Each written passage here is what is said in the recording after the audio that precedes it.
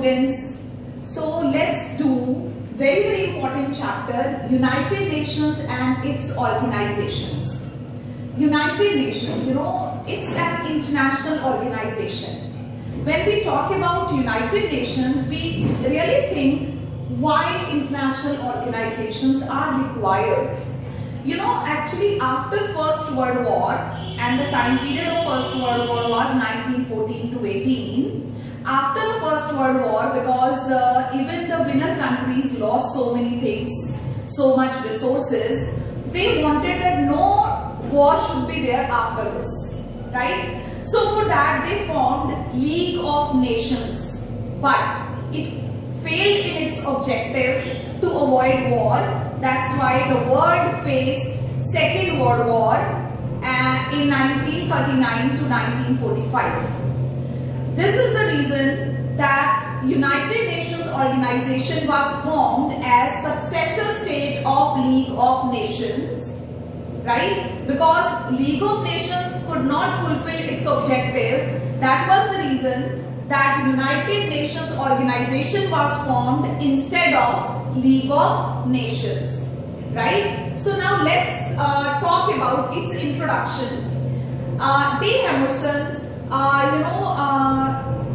gave one very good, view that we have not formed this organization because we want heaven on this earth, in this world, but because we can save earth from becoming hell, right? So means we really want to avoid war, conflict, because in war no one is winner, right? Because everyone loses resources, men resources, human resources, natural resources, and obviously troubles only.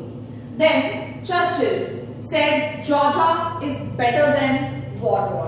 So it's better to talk instead of going for a war, right? So they tried to form a platform of discussion so that instead of going for conflict and war, we should sit together and discuss, right? So sometimes a question on the importance of United Nations organization or role or importance of international organization and its organs, which we'll study in next upcoming videos, is been asked. So firstly, we should be aware of what is the importance of this, because without understanding its role and importance, you will not actually understand the main content of the chapter. So let's discuss few points. Help to reduce conditions of war. That was the main objective to form, right? इसको formation करने का main objective ही ये है. Then promote peaceful coexistence. Peaceful coexistence means creating such kind of environment in which all the different countries can exist together peacefully. Then help the countries to make better living conditions for all of us.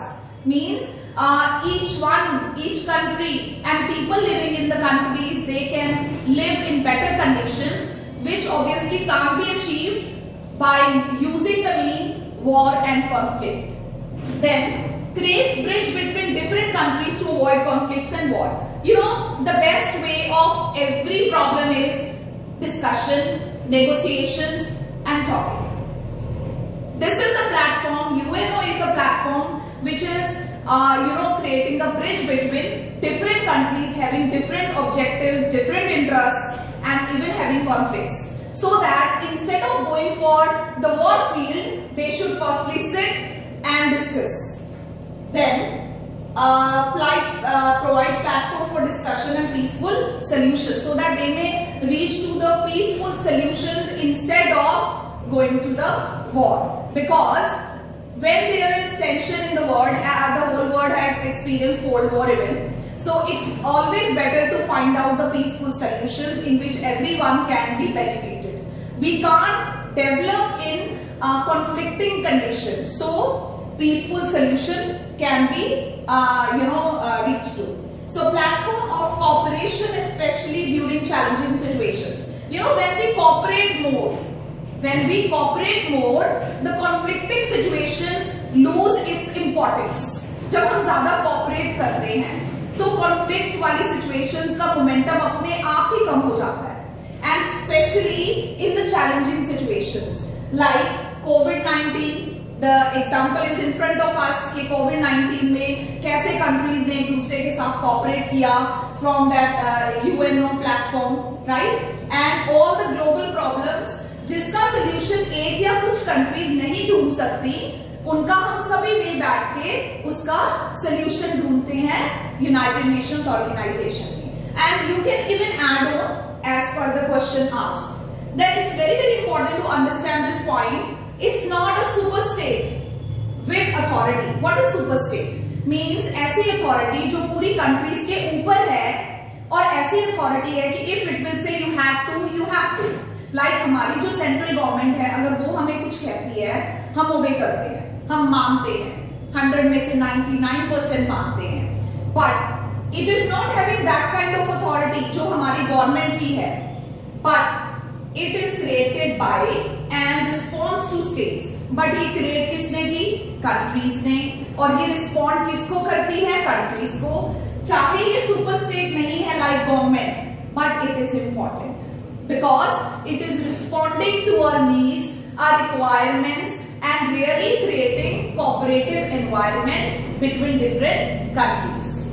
Then evolution of UN. ये कैसे evolve हुई?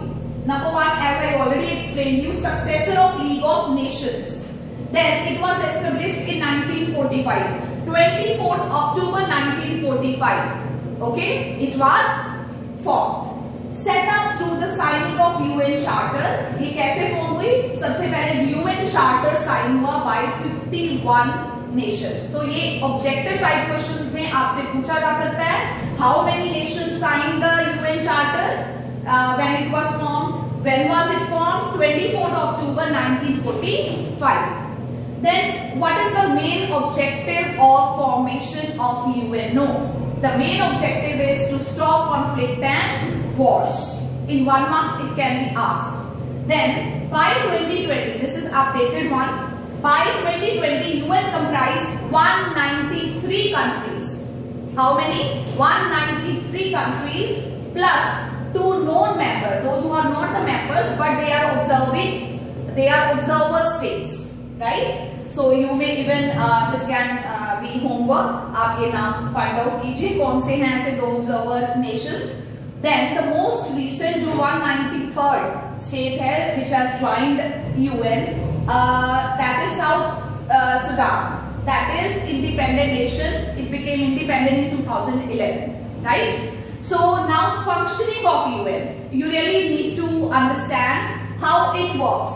In the UN, General Assembly, all members nations have one vote. You know General Assembly है जो इसकी, वो उसमें सभी countries members होती है. Like 193 member countries are there, all sit there, and every country has one vote.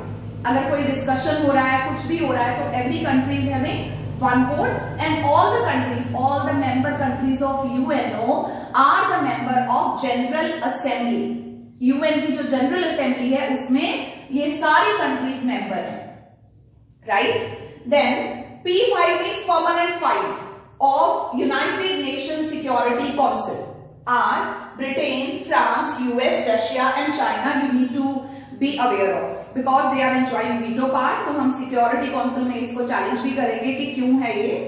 And 10 temporary members. ये temporary members after every 2 years इनकी रोटेशन के हिसाब से, कॉन्टिनेंट की रिप्रेजेंटेशन के हिसाब से ये कंट्रीज चेंज होती हैं. और एक कंट्री जो अभी इसकी मेंबर बनी है टेम्पररी मेंबर, तो वो नेक्स्ट टर्म उस कंट्री की नहीं होगी, राइट? तो in detail we'll study.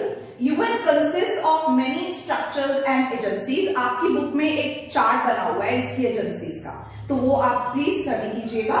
All matters are discussed in General Assembly. Each and every matter is discussed in General Assembly. Reason is General Assembly में all the member states are the members, right? Now you would be thinking, what have I written here? Actually, this is the syllabus of this chapter which we are going to do for 2020. Principal organs and key agencies. We have already talked about United Nations now. So UNESCO, UNICEF, WHO, ILO, Security Council and the need for its expansion. It's very very important. In my next video I am going to cover this. Security Council and the need for its expansion, as India again and again, asked to be the permanent member and justify as per the criteria और parameters of United Nations कि India को भी permanent seat देनी चाहिए।